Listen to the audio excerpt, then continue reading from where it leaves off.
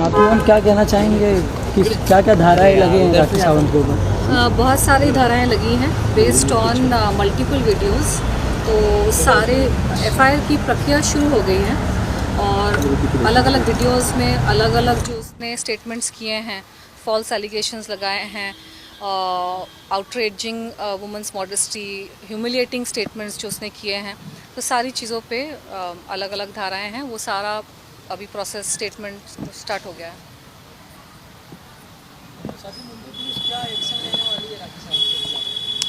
They will take action, I am very confident, क्योंकि मैंने एक बैकग्राउंड भी दिया है कि ये मुद्दा कब से शुरू हुआ था। 2008 से शुरू हुआ था, जब राखी को मुझसे दिक्कत होनी शुरू हो गई थी, जब हॉर्न ओके प्लीज़ में राखी को रिप्लेस करके मुझे लिया गया था और फिर मेरे साथ कंट्रोवर्सी करके प्रोड्यूसर्स ने वापस राखी को लिया। तो उसमें प्रोड्यूसर्स की एक चाल थी कि मेरे नाम पे पब्लिसिटी करके, शायद उनकी पहले से प्लानिंग थी कि राखी को ही लेंगे, लेकिन उन्होंने पहले राखी को रिप्लेस किया मेरे से और उसके बाद मेरे साथ कंट्रोवर्सी करके वापस राखी को गाने में लिया और मेरे सारे चेक्स उन्होंने बाउंस कर दिए। मेरे शूटिंग से पहले ही मेरा एक चेक बाउंस हो गया था। मतलब उनकी सोची समझी साजिश थी कि ये कंट्रोवर्सी करेंगे, हंगामा करेंगे ताकि ये सब हो जाए, पब्लिसिटी मिले। मैं ये कहना चाहूँगी कि इस तरह के गलत काम करने ही नहीं चाहिए प्रोड्यूसर्स को, क्योंकि अगर मैं गाना कर लेती, वो गाना रिलीज़ हो गया होता, मैं उस वक्त मेरा एक नाम था, मैंने अच्छी अच्छी फिल्में की थी, मेरी आशिक बनाया बहुत बड़ी हिट हुई थी और दूसरे भी गाने फिल्में हिट हुई थी। अगर वो गाना रिलीज़ हो गया होता तो मुझे भी आगे काम मिलता और प्रोड्यूसर्स को भी फ़ायदा होता। वो पिक्चर रिलीज़ हो जाती, वो पिक्चर आज तक रिलीज़ नहीं हुई है। उस पिक्चर की वजह से मुझे इतना इमोशनल ट्रॉमा, इतना कुछ मुझे झेलना पड़ा। उन्होंने अगर वो कंट्रोवर्सी नहीं करी होती, शॉर्टकट का काम नहीं किया होता कि कंट्रोवर्सी करके तनुश्री दत्ता के ऊपर हम ज़ोर ज़बरदस्ती करके, प्रॉब्लम्स क्रिएट करके किसी भी लड़की को अगर आप इस तरह से ट्रीट करोगे, तो कोई भी एक ईमानदार जो इंसान होता है, सेल्फ रिस्पेक्टिंग इंसान होता है, रिटेलिएट करेगा ही। आप किसी को परेशान कर रहे हो, चुपचाप कैसे कोई सह, कुछ चीज़ें ना सहनशीलता के बाहर होती है और कुछ आदमी ऐसे होते हैं जिनकी हरकतें आप नहीं झेल सकते। और नाना पाटेकर की रेपुटेशन हमेशा से ऐसी रही है। उसकी एक सिर्फ मैं नहीं, बहुत सारी हीरोइंस के साथ उसके प्रॉब्लम्स हुए हैं। बहुत सारी एक्ट्रेसेस ने इंटरव्यूज़ में कुछ ना कुछ उसके बारे में बोला है और उसने अपनी छवि बनाई है कि मैं बहुत अच्छा इंसान हूँ क्योंकि मैं समाज सेवा करता हूँ। कोई प्रूफ नहीं है समाज सेवा का, सिर्फ प्रेस कॉन्फ्रेंसेस है कि समाज सेवा करते हैं। आप प्रूफ दिखा के आप बोलिए कि आपने सच में क्या समाज सेवा की है। और दूसरी चीज़, अच्छा आदमी वो होता है जो अपने परिवार के साथ रहे। हीरोइनों के साथ लिंकअप करके, हीरोइनों के साथ अफेयर करने अच्छा आदमी के लक्षण नहीं होते हैं। ये बात दुनिया को पता है, ये बात पूरी मीडिया में फैली हुई है कि नाना पाटेकर के अपने खुद के फैमिली के साथ संबंध ठीक नहीं है। वो अपनी खुद की बीवी और बेटे के साथ नहीं रहते। उसने अपने बेटे को भी इंडस्ट्री में कोई सपोर्ट नहीं दिया है। अच्छा आदमी के लक्षण वो होते हैं जो अपनी बीवी के साथ, एक ही बीवी के साथ जिससे उसने शादी की है, वो शादी निभाए। बीवी बेवा की जैसे रह रही है और हीरोइनों के साथ अफेयर्स की खबरें हर जगह, आर्टिकल आप निकालोगे ऑनलाइन तो ये हीरोइन वो हीरोइन, वो अच्छे आदमी के लक्षण नहीं है। तो जो पब्लिक में उसने अपनी इमेज बनाई है कि मैं अच्छा आदमी हूँ और ये तनुश्री दत्ता मेरे पे एलिगेशंस लगा रही है, वो सरासर झूठ है। अच्छा आदमी अपने परिवार के साथ रहता है, अपने बेटे बेटियों के लिए वो जान तक देने को राज़ी रहता है। इंडस्ट्री के जो हीरो है, प्रोड्यूसर है, वो अपने बेटों के लिए, बेटियों के लिए क्या कुछ नहीं करते हैं और इसने अपने बेटे के लिए क्या किया है। अच्छा आदमी की डेफिनेशन वो होती है। तो इसके आसपास और इसका तो नाना पाटेकर का भाई मन्या सुर्वे था, सबको पता है, मुंबई का बहुत ही खतरनाक गैंगस्टर मन्या सुर्वे। ये बात मुझे रिसेंटली पता चली। 2-2.5 साल से मेरे ऊपर अजीब अजीब चीज़ें हो रही थी। असैसिनेशन अटैम्प्ट हुआ, मेरी गाड़ी के ब्रेक फेल किए गए, एक्सीडेंट हुआ, मेरे खाने में क्या मिला कि पता नहीं क्या करने की कोशिश हो रही थी। मुझे समझ ही नहीं आ रहा था मेरे साथ हो क्या रहा है 2018 के बाद। खासकर जब मैंने वो प्रेस कॉन्फ्रेंस में सवाल पूछे नाम फाउंडेशन के ऊपर कि ये फाउंडेशन करती क्या है, इसके नाम पे तो डंका बजता है ना। नाना पाटेकर समाज सेवा करते, कौन सी समाज सेवा की है? गांव को अडॉप्ट किया, उस गांव में जाके देखिए अडॉप्शन में क्या हुआ है। मैं सवाल तो, संविधान ने दिया है हर किसी को हक। जिस संस्था को टैक्स फ्री स्टेटस का ओहदा मिला है कि एनजीओज वगैरह पे टैक्स नहीं लगता, उन पे स्क्रूटिनी भी नहीं होती, एनजीओस पे इंक्वायरी नहीं होती कि आपके पैसे कहाँ से आ रहे हैं, कितना आप खर्च कर रहे हो। तो एक संविधान ने एक सिटीजन को तो हक दिया है सवाल पूछने का कि आप इतने पैसे आप ले रहे हो तो कहाँ खर्च हो रहे हैं, आप प्रूफ दिखाइए। किसी गांव में ऑफिस खोल के रखा है नाम फाउंडेशन का, मुंबई में भी होता है तो कोई जाके ऑफिस में पूछ सकता है कि आप अपना काम दिखाइए। मैंने सवाल पूछा, उसके बाद मेरे ऊपर ये सारी घटनाएँ घटनी शुरू हो गई। तो अच्छा आदमी वो नहीं होता जो डंके की चोट पर सीना ठोक के बोले कि अरे मन्या सुर्वे तो मेरा भाई था। नाना पाटेकर की यूट्यूब में वीडियोस है जिसने उसने एक गैंगस्टर के साथ अपने खुद के रिलेशंस एक्सेप्ट किए हैं। तो ये अच्छे आदमी होने के लक्षण है। अच्छे आदमी होने के लक्षण क्या ये है कि आप अपनी बीवी को छोड़कर हीरोइनों के साथ आपके अफेयर और लिंकअप की खबरें आती हैं। अच्छा आदमी होने के क्या ये लक्षण है कि आप अपने बेटे को आप इंडस्ट्री में खड़ा नहीं कर पाए हैं। आपके पास इतना पैसा है, इतना पॉलिटिशियंस के साथ उठना बैठना है आपका, आप खुद ही बोल रहे हैं कि आपका इतना बड़ा नाम है, हालांकि पिक्चर पिट जाती है आपकी सारी। हॉर्नो की प्लीज़ पिक्चर डब्बे में बंद थी 2.5 साल तक, उसी की वजह से मुझे हायर किया गया था। रिसेंटली वैक्सीन वार आई, ऐसी बुरी तरह से रिसेंटली पिटी है। पहली बात तो उसका बजट 10 करोड़ भी था कि नहीं मुझे नहीं पता, लेकिन अगर 10 करोड़ भी था, 10 करोड़ की पिक्चर 10 करोड़ रिकवर नहीं कर पाई तो काहे के बड़े स्टार, काहे के बड़े आदमी।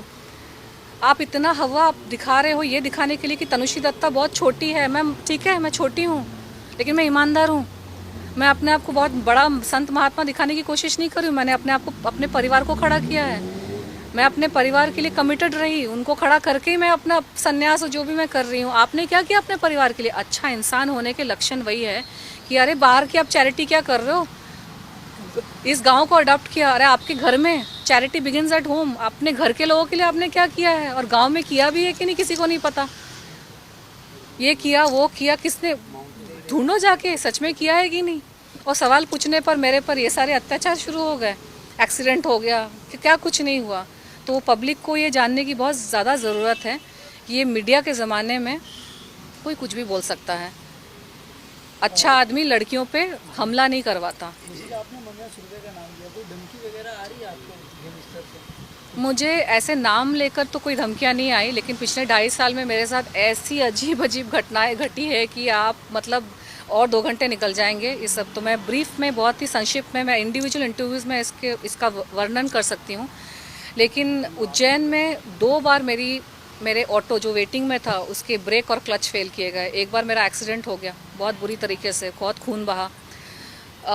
एक मेड को मेरे घर पे मैंने रखा था जो कुछ उसके अजीब से कॉन्टैक्ट्स थे, बहुत सारे झूठ वूठ बोल के आई थी। उसने मेरे खाने पानी में कुछ मिला रही थी जिसकी वजह से मेरी तबीयत बहुत मतलब मरने जैसी हालत हो गई थी। वो एक घटना घटी। फिर एक बार मुझे किसी जगह पे धोखे से ले जाने की कोशिश की गई और वहाँ ले जाके मेरे साथ पता नहीं क्या करते हैं, लेकिन वो मैं समझ गई कि सेटअप है, सुपारी है, तो मैं वहाँ से हट के निकल गई। ये सारी चीज़ें, अलग अलग फ़ोन कॉल्स आना, धोखे से मुझे इम्पर्सनेशन करके मुझे फंसाने की कोशिश करना, मुझे पागल प्रूफ करने की कोशिश करना, कमेंट्स करके, वीडियोस बना के, आर्टिकल्स छपवा के कि ये, क्योंकि मैं अध्यात्म से जुड़ी हूँ तो मेरी जीवन शैली नॉर्मल इंसान से अलग है। जो अध्यात्म से जुड़ा है उसका मार्ग ही अलग है। मैं मीडिया में इसलिए हूँ क्योंकि मैं यहाँ पे कल्याण करना चाहती हूँ और मीडिया मेरा फील्ड है। तो अलग अलग चीज़ों से मुझे प्रूफ करने की कोशिश कर रहे थे कि ये, ताकि जब मेरा मर्डर हो तो ये सुसाइड प्रूफ कर सके। खाने में चीज़ें मिला दी ताकि जब मर्डर हो तो ये प्रूफ कर सके कि अरे ये तो बीमारी से मर गई या हार्ट अटैक से मर गई। एक हेल्दी इंसान को अगर आप गलत दवाइयाँ मिला के खिला दोगे ना तो इंसान ऐसे ही मर जाएगा। तो ये सारी चीज़ें मेरे साथ हुई, लेकिन भगवान है ना, वो इन शैतानों से कहीं बड़ा है। और जिसने भगवान ने डिसाइड करके रखा है कि ये तो ज़िंदा रहेगी तो कोई मेरा कुछ बिगाड़ नहीं सकता। तो अब मैं एक्शन, एक तो मुद्दा शुरू हुआ है राखी का, वो उसी मुद्दे से कनेक्टेड है क्योंकि मीटू मूवमेंट के टाइम पे राखी, दर्ज हो गया है ना, वही प्रक्रिया चल रही है।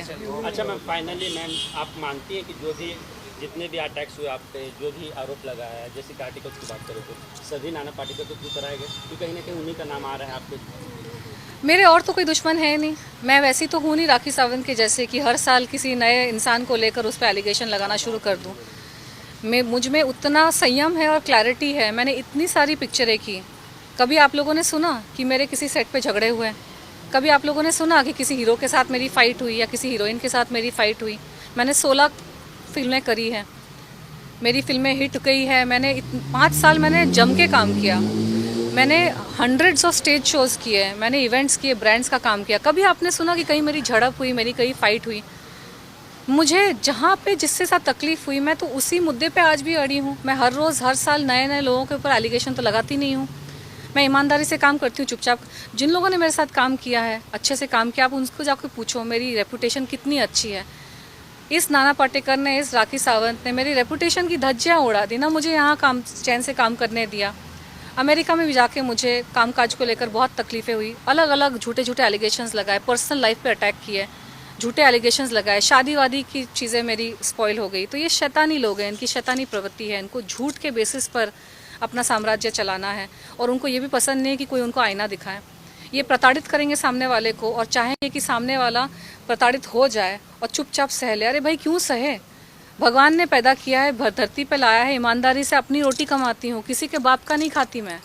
मुझे चैन से जीने दो, मुझे चैन से काम करने दो, बस यही मेरी इच्छा है। न मेरी कोई एम्बिशन थी कि मैं कोई महारानी बन जाऊँ। परेशान भी करेंगे, कंप्लेन भी मत करो, कुछ बोलो भी मत। क्या है यार, क्या हो रहा है यहाँ पे? अच्छा तनुश्री मैम, एकाएक क्या बात हो गई जो कि 4 साल के बाद तनुश्री दत्ता जाग गई और कंप्लेन करने आ गई? इसके पहले क्यों नहीं कंप्लेन की नाना पाटेकर के खिलाफ इस तरह? नहीं, जागने की बात नहीं है। नाना पाटेकर के खिलाफ तो 2018 में ही कंप्लेन मेरी दर्ज हो गई थी। तो ये नाना पाटेकर को लेकर, मूवी को लेकर, हाँ, ये जो कंप्लेन जो है ये राखी सावंत पे, नहीं, राखी सावंत का ये कंप्लेन है। नाना पाटेकर का कंप्लेन 2008 में भी दर्ज हुआ था एफआईआर, जिसमें पुलिस ने कार्यवाही की नहीं थी और पुलिस ने उसको ठीक से किया नहीं था। इसलिए 2018 में वापस से मैंने उस चीज़ को किया और वहाँ पे भी प्रेशर में आके बहुत मेरे विटनेसेस को डराया धमकाया गया और विटनेसेस को यहाँ वहाँ किया गया। राखी सावंत का जो मामला था, 2018 में मेरी तबीयत बहुत बिगड़ चुकी थी मीटू मूवमेंट के टाइम पे, क्योंकि इतना मुझ पे एक साइकोलॉजिकल प्रेशर आ रहा था और मुझे यूएस वापस भी जाना था, क्योंकि यहाँ से तो लोगों ने परेशान किया, तो वहाँ पे मेरा काम वाम था, मुझे वापस जाना था। तो अब जब मैं वापस आई हूँ और अब मेरे पास वक्त है, क्योंकि आप समझ सकते हैं कि मुझे तो देखने वाला कोई नहीं है ना, मेरे आगे पीछे कोई नहीं है मुझे देखने वाला, तो मुझे तो अपनी रोजी रोटी कमानी पड़ेगी ना। मैं यहाँ बैठी रहूँ, ये सब कोर्ट कचहरी के चक्कर करती रहूँ? मुझे यहाँ रहने नहीं दोगे, यहाँ जीने नहीं दोगे, यहाँ काम नहीं करने दोगे। भाई मैं जहाँ पे हूँ वहाँ पे तो मैं काम करूँ, कुछ करूँ, अपना जीवन का आगे बढ़ाने की कोशिश करूँ। तो हमेशा पॉसिबल नहीं होता है कि हर चीज़ को तुरंत कर देना। और राखी सावंत जैसी जो लोग होते हैं वो जितनी गंदगी कर देते हैं ना, सामने वाला इंसान इतना धक्के से शॉक हो जाता है कि सामर्थ्य आपका टूट जाता है कि आप डील कैसे करें। अभी तो मैं वीडियोस देखने को मजबूर हो गई हूँ, क्योंकि एफआईआर के लिए पूरा डिटेल देख कर आपको सेकंड बाय सेकंड बहुत वो करना पड़ता है। मैं 2 दिन पहले भी मैं रो रही थी कि कोई इंसान आके इस तरह के एलिगेशन लगा के सारी ज़िंदगी यार ईमानदारी से काम किया, इससे अच्छा तो बेईमानी हो जाता है। क्यों ईमानदार रहे कोई इस देश में? क्यों कोई तरीके से रहे? जब चोर उच्चकों को इज्जत देते हैं, चोर उच्चके के सामने दुनिया अगर झुकती है, झूठे लोगों का बोलबाला है, कोई भी आके कुछ भी करके चला जाएगा, तो हम क्यों ईमानदार रहे? हम भी झूठे बन जाते हैं, हम भी बेईमान बन जाते हैं, हम भी चोर उच्चके बन जाते हैं, हम भी डकैत बन जाते हैं। अगर उस तरह के लोगों को ही संविधान प्रोटेक्ट करेगा, मंत्री महोदय का मंत्री लोगों के साथ उठना बैठना, सारे गुंडे चोर मवाली, और जो ईमानदार इंसान होता है तो ईमानदारी से मेहनत में मजदूरी कर रहा होता है। क्या करे इंसान, बताओ? और फिर अगर एक वक्त भी आता है कि चलो फ्री है अभी, अब कर सकते हैं, तो सवाल पूछते हैं कि अभी क्यों? अरे कब करें? इंसान में जब क्षमता होगी, जब समय होगा अपने काम काज को छोड़ के, तभी इंसान एक्शन लेगा ना। Thank you ma'am. दीपक पकड़ आइए सब लोग। एक और चीज़ है, 2018 में मेरे ऊपर इतना प्रेशर था ना, साइकोलॉजिकल प्रेशर, सारी चीज़ों का प्रेशर, इतना बड़ा मूवमेंट हो रहा था, मुझे उस वक्त राखी से नहीं भिड़ना था। आप वीडियोस को देखो, इतना उसने गंद मचाया है, उसकी अग्रेशन जो है ना, मैं मैच नहीं कर सकती। मुझ में वैसी वाली अग्रेशन है ही नहीं। मैंने तो प्रेस कॉन्फ्रेंस से पूछा भी था, कौन सा घोड़ा पीती है बहन, मेरे को बता दे। इतना लड़ने की जो उसमें अग्रेशन है, हर रोज़ तो ओशिवारा पुलिस थाने में आके उसके हर साल हस्बैंड को जेल भिजवाना, ये कैसे करती है? मैं कैसे कम्पीट करूं यार ऐसे लोगों के साथ? ये जो शैतानी और जो दैत्य वाली जो शक्तियाँ हैं ना, मुझे शायद थोड़ी और कुछ साधना करनी पड़ेगी इन लोगों से लड़ने के लिए, शक्ति प्राप्त करने के लिए। मैं अभी कुछ दिन पहले भगवान से बोल रही थी कि अब मुझे ना शक्ति दो, लड़ने के लिए शक्ति दो। मैं थक जाती हूँ। मैं हफ्ते भर पहले मैंने प्रेस कॉन्फ्रेंसेस किए, इंटरव्यूज़ किए। मैं पिछले 1 हफ्ता पूरा मैं थकी हुई थी, बीमार हो गई थी, थोड़ा सा उठ नहीं पा रही थी, ज़्यादा शक्ति नहीं थी। मैंने अपना कुछ किया, अपनी साधना शुरू की। अब थोड़ा सा एनर्जी आया है, FIR करना है तो ये मैं कर रही हूँ। ये प्रक्रिया इसकी है, करनी पड़ेगी। और मैं चाहती हूँ कि इस तरह के लोगों को पब्लिक तोल देना बंद कर दे, क्योंकि पब्लिक इनको जाने देती है, इनकी कॉमेडी में आ जाती है, लेकिन कॉमेडी की आड़ में आप किसी की ज़िंदगी ख़राब कर रहे हो, ये सही नहीं है। इंसान इंसानियत छोड़ देगा, अपनी ईमानदारी छोड़ देगा जब यंग जनरेशन देखेगी ना कि इस तरह के लोग कुछ भी करके निकल जाते हैं, ये सही नहीं है। अच्छा, क्या क्या कंप्लेंट्स में क्या क्या चार्जेस लगेंगे? देखिए, तनुश्री जी के बारे में मीडिया में, न्यूज़ चैनल में जो बोला गया है, उनके बारे में अभद्र भाषा में जो अश्लील जो वक्तव्य किया गया है, उसके बारे में हमने शिकायत दर्ज की है। उसकी अभी सब प्रक्रिया चालू है। अभी हम सारा डिटेल अभी डिस्क्लोज नहीं कर सकते, क्या हो रहा है क्या नहीं हो रहा है। सारे वीडियोज़ वगैरह हमने आज जमा किए, उसका पंचनामा हो चुका है वीडियोज़ का, और वो सारे वीडियोज़ हमने पुलिस स्टेशन में जमा किए हैं और ये प्रक्रिया चालू है, अभी जारी है, कल तक जारी रहेगी। और कल आपको इसके बारे में फाइनल जो FIR के बारे में कल आपको जानकारी मिल जाएगी। चलो, थैंक यू। मैं एक बात कहना चाहती हूँ, बहुत सारे लोग ना मेरे पे एलिगेशन लगाते हैं, मीडिया पब्लिसिटी। राधे भाई, मेरा करियर इतना अच्छा चल रहा था ना 2008 इंसिडेंट के पहले, कि मुझे कोई मीडिया पब्लिसिटी की ज़रूरत नहीं थी। ये शैतानी लोग आके हम जैसे लोगों को परेशान करते हैं अपनी मीडिया पब्लिसिटी करने के लिए, फिर हम पे उल्टा एलिगेशन लगाते हैं, उल्टा चोर पटवाल को डांटे कि आप कर रहे हो पब्लिसिटी के लिए। किसी इंसान को क्या हक नहीं है अपनी हक की लड़ाई लड़ने का? आप कुछ भी मुझे बोल के चले जाओगे, आप कैसे भी मेरे साथ बर्ताव करके चले जाओगे, मैं रिटेलिएट नहीं कर सकती हूँ। और जब कोई रिटेलिएट करेगा तो उस पर उल्टा एलिगेशन लगाओ कि मीडिया पब्लिसिटी। मुझे ज़रूरत है मीडिया पब्लिसिटी की। मैं अगर काम कर लूँगी ना, स्क्रीन पे आ जाऊँगी, वो 10,000 कंट्रोवर्सीज़ के ज़्यादा उससे मुझे पब्लिसिटी मिलेगी। अगर वो हॉर्नों के पीछे गाना उन्होंने मुझे शूट करने दिया होता सुकून से, शांति से, बिना परेशान किए हुए, उस गाने से मुझे ज़्यादा पब्लिसिटी मिलती है, उस गाने से मुझे आगे भी काम मिलता। तो क्या कोई इंसान अपने ऊपर ये सारी अत्याचार होने देगा? पब्लिसिटी क्या? राखी सावंत और मेरा स्तर बहुत अलग है। मुझे लीड रोल्स मिल रहे थे, मुझे गाने मेरे हिट थे, मुझे काम मिला, मैं मिस इंडिया हूँ। मुझे नहीं ज़रूरत है सड़क पे आके पब्लिसिटी का। मेरी एनर्जी नहीं होती है ये सब कोर्ट कचहरी ये सब करने की, लेकिन करना पड़ रहा है अपने हक के लिए।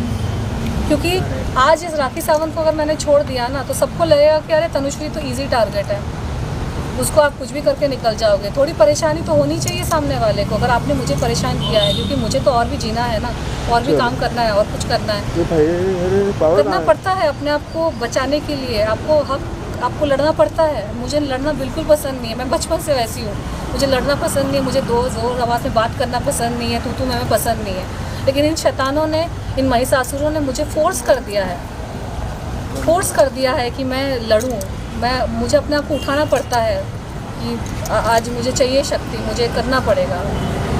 आप नहीं समझ रहे, पब्लिसिटी का कुछ है ही नहीं, पर पब्लिक को बताना ज़रूरी है। पब्लिक को ना बताए तो लोगों को लगेगा कुछ नहीं कर रही है। So chicken and egg situation, करे तो क्या करे इंसान। Thank you. सारे